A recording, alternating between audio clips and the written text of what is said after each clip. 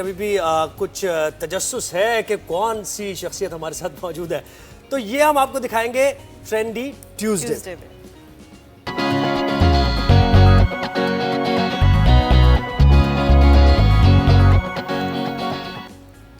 जी जी Suzanne, तो आप क्यों मतलब एक ऐसी शख्सियत आ गई है जिसके साथ जाहिर है आपने जिनको मेकअप करते हुए देखा है, जिनको मैंने मेकअप करते हुए देखा है, जिनको तो आप खामोश क्यों हो गई? मैं खामोश इसलिए हो गई थी कि मैं खुशी जो मेरी थी कि मैं इतनी खुश हूँ इस वक्त कि वो हमारे साथ मौजूद है। तो इस तरह से है कि हमारे साथ मौजूद है वकार हुसैन, जो कि मेकअप आर्टिस्ट हैं।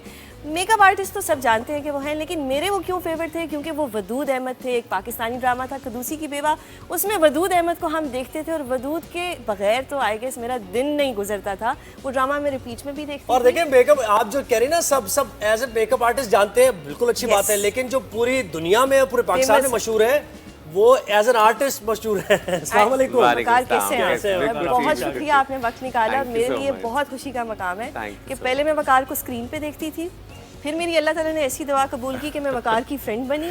जब हम फिल्म कर रहे थे साथ में और सुजैन, तो जब फर्स्ट टाइम मैंने इससे मुलाकात हुई तो हमारी बहुत फॉर्मल मुलाकात थी। स्टिल रिमेंबर, मैं उसकी तरफ भी आऊंगी। तो मैंने कहा ये लड़की मैं छुप के वकार को देख रही बिकॉज हम लोगों ने एक मूवी इकट्ठे की थी और उसमें वकार और मैं थे। और मुझे याद है कि जब मुझे पता लगा कि वकार हुसैन, और मैंने उस मूवी के लिए हाँ भी इसलिए की कि वकार हुसैन, जब मुझे डायरेक्टर साहब ने कॉल की तो उन्होंने कहा कि वो मेकअप आर्टिस्ट हैं वकार।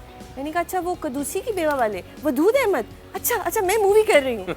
सो जब वकार सेट पे आए तो मैं कमरे से छुप के देख रही हूँ, कभी इधर से उधर से, because I was like afraid कि क्या रिएक्शन होगा, कि यही ना कि जाओ क्या से फैन आ गए। बट उसके बाद से वकार और मैं we are very good friends. क्या बात है, जबरदस्त। अच्छा भाई, करियर का आगाज कहाँ से किया, ये एक सवाल तो करना ही होता है ना, हमने करना पड़ता है। कैरियर का आगाज़ बेसिकली तो एक बड़ी वैसी स्टोरी होती है कि जो शुरू में तो पाकिस्तान में एज ए मेकअप आर्टिस्ट एक लड़के को काम करना थोड़ा मुश्किल होता था उस पर, जब मैंने स्टार्ट किया सन 2000 के अंदर।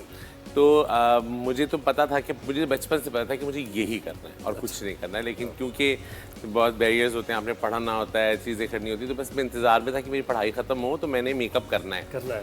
तो जब मैंने अपने पेरेंट्स से बोला तो ऑफ कोर्स थोड़ा शौक तो उनको लगता है कि मतलब ये कौन सी, हमारे तो ये होता है ना डॉक्टर इंजीनियर, यही होता है। और क्योंकि सब चाहते थे कि मैं चार्टर्ड अकाउंटेंट की तरफ जाऊँ और चीज़ें, तो मैंने अपने पापा से कहा, मैंने कहा देखिए मैं इस काम के लिए पैदा ही नहीं हुआ हूँ, मैं पैदा ही इन कलर्स के लिए हुआ हूँ, चीज़ों के लिए हुआ।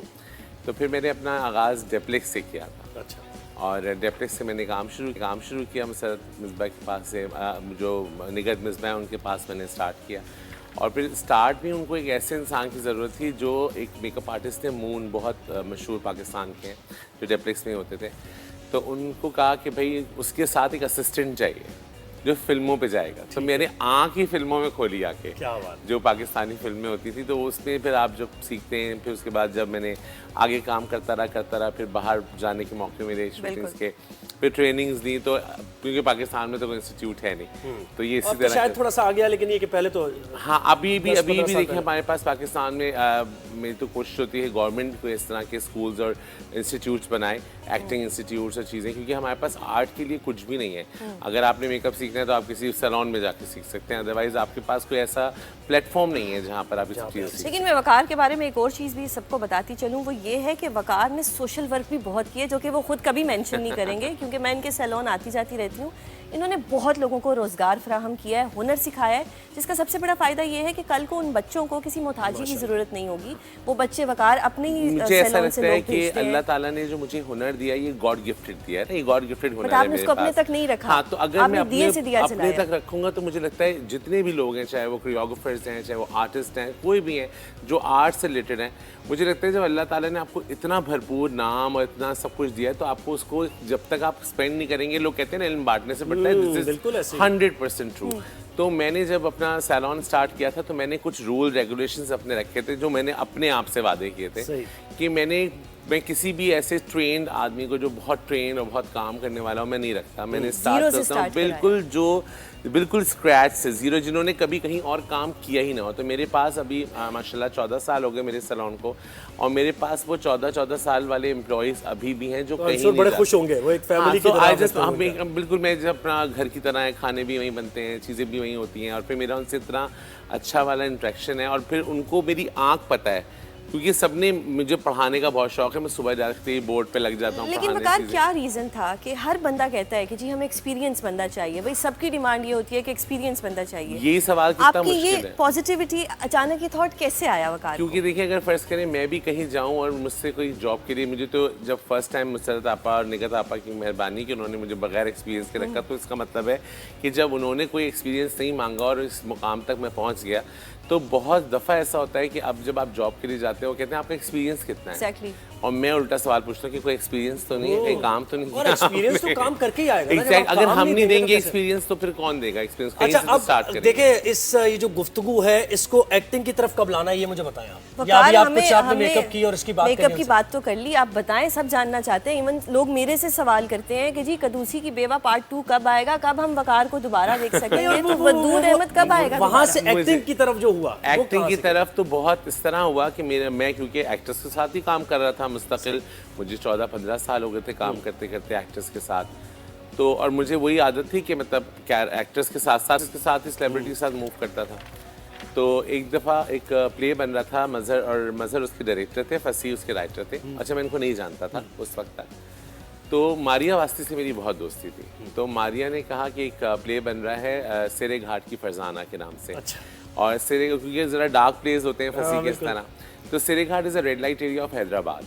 तो उसने, मारिया ने मुझसे कहा कि वकार, मुझे ना इस कैरेक्टर में लग रहा है कि कुछ मसाला चाहिए, और वो तो इतनी कंपोज सी है ना। उसने कहा वकार, मुझे बहुत मसाला चाहिए, तुम अगर सेट पे होगे ना तो मैं ये काम कर दूंगी। सही है। तो मैंने कहा ठीक है। फिर मैं उसके साथ सेट पे था और मैं उसको कर करके दिखाया था। मैंने कहा देखो, ये जो इस तरह के एरियाज होते हैं वहाँ ज़्यादातर ट्रांसजेंडर्स होते हैं, तो वो ख़वातीन ऐसे बात करती हैं चीज़ें। तो उसने कहा तुम मुझे करके दिखाते जाओ, जैसे जैसे तुम करोगे मैं वैसे वैसे इसको कर देती हूँ। टीचर, हाँ, तो आपको टीचर हम कह सकते हैं कि एक्टिंग के एक टीचर है। नहीं, वो तो एज ए मैं फ्रेंडशिप में कर रहा था उसकी चीज़ें। अच्छा, मैं एक्टिंग कर रहा था, साथ साथ उसको करके बता रहा था चीज़ें। तो फसी और मज़हर मुझे देख रहे थे।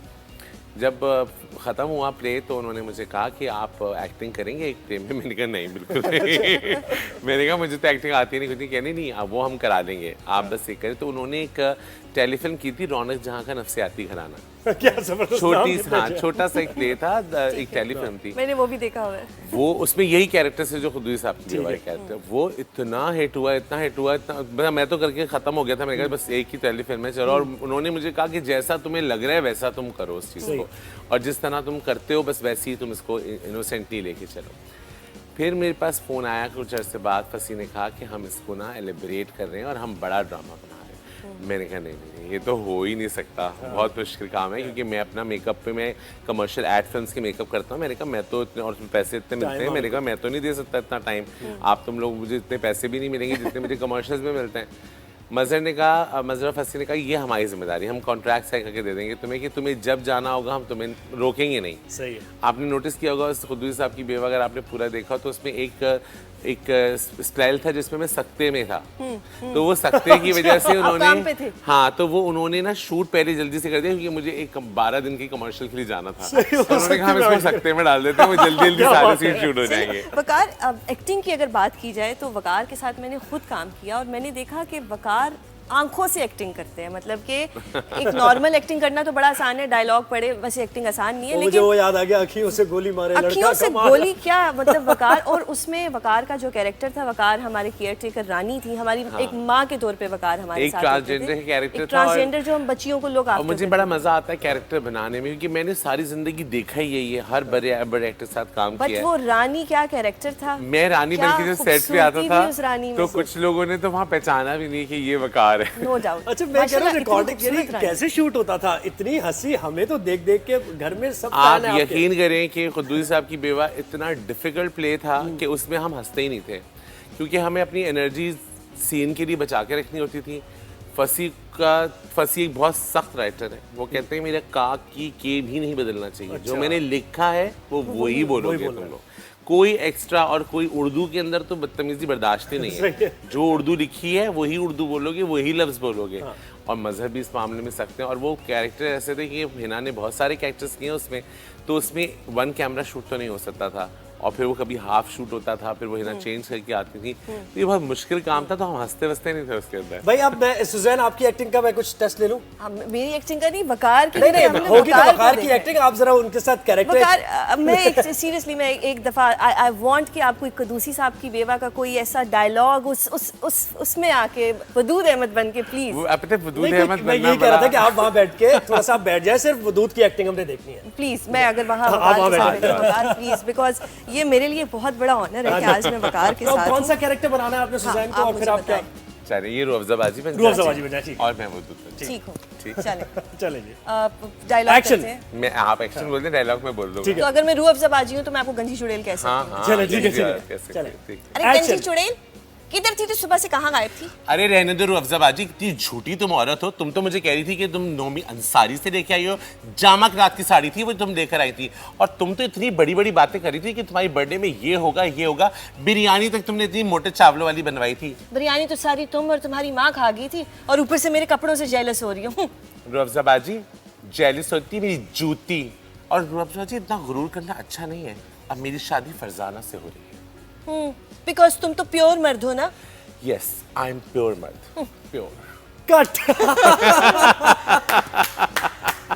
अमेजिंग सुजैन, जबरदस्त है। वकार बहुत क्या बात है, क्या कदूसी की बेवा था। जबरदस्त, अच्छा, मजा आ एक गया। कदूसी की बेवा के अलावा मैं एक और चीज़ सबको बताती चलूँ कि वकार मेकअप आर्टिस्ट हैं, और वकार के साथ कुछ लोग जो अटैच्ड हैं, कुछ बहुत फेमस जो पाकिस्तान का एक टैलेंट है जिसमें महविश हयात साहिबा, वो कभी भी वकार के अलावा मेकअप नहीं कराती। सो वकार को एक तरह से लेबल किया जाता है कि ये महविश हयात के हैं। महविश से मेरी बहुत पुरानी एसोसिएशन है, और महविश का स्टार्टिंग टाइम, बिल्कुल स्टार्टिंग टाइम जैसे आपके साथ था ना, जो मेरा बिल्कुल मुझे लगता है जब आपके साथ मेरा वो सीक्वेंस हुआ तो मुझे लगा ये हम महविश के साथ ये रिपीट हो चुका Repeat हो है। रहा है। महविश जब मेरे पास फर्स्ट टाइम आई थी तो महविश के बहुत लंबे बाल थे, और महविश बहुत पतली थी। तो जब ये आई तो इसकी जो अम्मी है रुखसार, वो हमारे साथ प्ले करती थी, एक्टिंग करती थी, she is a wonderful actress. तो जब वो आई मेरे पास तो उसको फ़हीम बर्नी के साथ हम प्ले कर रहे थे। तो हमें एक ऐसी लड़की चाहिए थी जिसके पास बहुत डेट्स हों, ताकि सोप है ना लंबा, तो बहुत डेट्स हों। तो फ़हीम ने कहा ऐसा करो, ये लड़की बहुत अच्छी लग रही है, इसको हम थोड़ा सा बेहतर करते हैं तो ये बहुत मज़े की लगेगी। मैं इसको सैलून लेके गया, मैंने इसके उसके इतने लंबे बाल थे, मैंने इसके बाल काटे, छोटे किए वही बाल, मेरे वाला वही काम किया जो है। बाल सुजैन काटे, ये मेरे साथ same हुआ। आईब्रोज उसकी चेंज की, उसकी उसकी स्किन की लुक चेंज की, फिर हमने उसको जो है नया जन्म दिया जैसे बिल्कुल। मुझे हाँ, पे दिया। उसके बाद जब हम कैमरा पे लेकर आए ना, तो महविश तो यूं ट्रांसफॉर्म होती है, आप उसके ऊपर मेकअप करें वो यूं ट्रांसफॉर्म होती है, और वो एक्ट्रेस भी अच्छी है। मुझे लगता है कि पाकिस्तान में अगर कोई सुपरस्टार है तो वो महविश है, क्योंकि आई थिंक अगर आप देखें तो महविश ने सबसे ज़्यादा सुपरहिट फिल्में दी हैं। तो महविश क्रेडिट ने आपको ही versatile जाता है ना, काम क्योंकि किया है। शक्ल तो उनकी अच्छा, आप नहीं एक निखारी ना। मोहब्बत का जज्बा कैसा है? क्या यानी मोहब्बत कभी की? देखिए मुझे तो लगता है कि मुझे सबसे ज़्यादा प्यार अपने आप से, इश्क है अपने आप से। कमाल। तो जब आप अपने आप से इश्क करते हैं ना तो आपको लेकिन नहीं, हर हम एक वो- और मोहब्बत की बात करें। वैसे तो भाभी से मैं मिली हुई हूँ, वकार का बेटा माशाल्लाह बहुत खूबसूरत है। वैसे भाभी के अलावा कभी उससे पहले अच्छा, या बाद जिंदगी में? में इतना टफ टाइम था ना वो शुरू का, बिकॉज मैं जिस वक्त इंडस्ट्री में आया, पहले I was a flight steward in PIA। सो वो मेरा कुछ एक वहाँ के प्रॉब्लम्स है, वो मैंने छोड़ा, फिर मैंने यहाँ पर मेकअप स्टार्ट किया, और उस दौरान बड़े हुआ कि मेरे फादर की सडन डेथ हो गई चीज़ें। तो वो वाला टाइम मैंने जो स्पेशली लड़के टाइम गुजारते हैं ना ज़रा फ्रेंड्स में, आई हैव नो फ्रेंड्स, ऐसे कि मैं कहूँ कि यार ये मेरा बचपन का फ्रेंड है, ऐसा मेरे पास टाइम ही नहीं था कोई।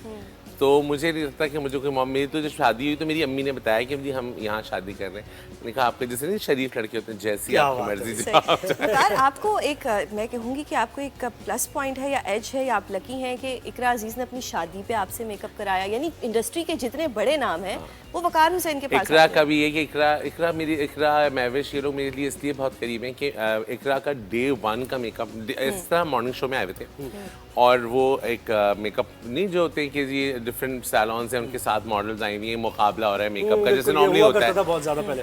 तो जो इसके साथ आई थी वो जो मेकअप आर्टिस्ट थी, तो मैंने कहा तुम तो वैसे ही जीत जाओगी, इतनी प्यारी लड़की तुम्हारे पास है। तो कहने लगी, मैंने कहा तुम क्यों नहीं एड्स वगैरह करती हैं, काम क्यों नहीं करती? तो उसने कहा वकार भाई पता नहीं मेरी इंडस्ट्री कैसी, मैंने कभी किया नहीं है, मेरी तो अम्मी जो है वो सैलून में होती है, तो मुझे पता नहीं क्या तो मैं उसको फिर सिट्रस पे लेके गया और फिर उसके बाद ये ऑडिशन हुआ उसका, और वो वकार, इतनी मजे की बातें हमारी हो रही हैं I want कि बहुत लंबा सेगमेंट हो एकदम से निकल गया, समझ नहीं आया हमें अभी बहुत कुछ लेकिन मजीद वकार भी आई एक्टिंग एम की बात एक्सट्रीमली करनी थी। ऑनर्ड कि आप आए, Thank मुझे you. बहुत खुशी है, Thank मेरे you लिए so बहुत much. एक है कि मैं वकार के साथ आज बैठ के कर रही हूँ, तो Thank बहुत you, शुक्रिया thank you very Waqar, much. तो आप बहुत अच्छा काम कर रहे हैं और हम आपको हमेशा टीवी स्क्रीन पे देखना चाहते हैं। बिल्कुल। तो ये जनाब एक खास शख्सियत हमारे साथ, और आपने एंजॉय किया होगा, हमें अभी बहुत सी उनसे बातें करनी थी लेकिन वक्त खत्म हो गया। राइज एंड शाइन का कल आपसे मुलाकात होगी। और सुजैन, आप बहुत अच्छा कर रही हैं, बेहतरीन आपका काम भी जा रहा है, आपका फीडबैक भी अच्छा आ रहा है, और हमारी टीम के साथ जैसे जेलिंग किया आपने, तो ये भी रिमार्केबल है। Thank you so much, thank you. और आज एक्टिंग की स्किल्स भी आपने दिखा दिया।